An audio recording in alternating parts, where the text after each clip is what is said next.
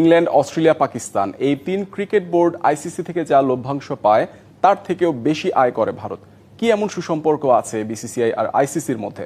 কি কারণে বাংলাদেশ সহ বাকি দেশগুলোর চেয়ে ভারতকে প্রায় 7 থেকে 8 গুণ অর্থ বেশি দেয় আইসিসি? রেভিনিউ শেয়ার মডেলটাই বা কেমন? কথায় আছে, যেমন দেবে খেতে তেমন পড়বে পাতে। আইসিসিকে ভারত যা দিচ্ছে তার রিটার্নই পাচ্ছে বিসিসিআই। যে কোনো আবদারে ভারতের কথা আগে শোনে আইসিসি, কারণ আয়ের বড় অংশটা আসে ভারতের বাজার থেকেই।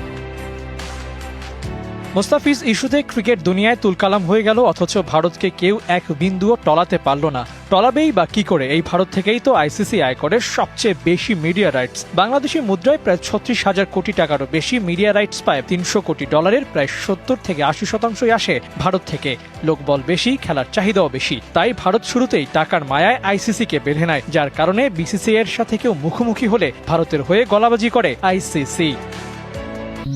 আয় করা অর্থগুলো ভাগ বাটোয়ারা করতে ইন্টারন্যাশনাল ক্রিকেট কাউন্সিল বেশ কয়েকটা বিষয়ের উপর নজর দেয়। কোন দেশ থেকে কত আয় হলো সেই হিসেব, ক্রিকেট ইতিহাস ঐতিহ্যের হিসেবটাও খাতা কলমে থাকলেও আইসিসির ভাবনায় কেবল পয়সা আয়ের হিসেব নিকেশ। গেল 16 বছরের পারফরমেন্সের তালিকাটাও টেনে আনা হয়, আর সে ক্যাটাগরিতে ভারত, ইংল্যান্ড, অস্ট্রেলিয়া, পাকিস্তানকে বেশি গুরুত্ব দেওয়া হয়। প্রতি বছর ভারত পায় প্রায় 24 কোটি টাকা। অন্যদিকে পূর্ণ সদস্য দেশ হওয়া সত্ত্বেও বাকিরা পায় 1.5 থেকে 2.25 কোটি টাকার মতো। তাই এই ম্যান পাওয়ার ঠেলে কোনো দেশই ভারতকে ছাপিয়ে যেতে পারে না।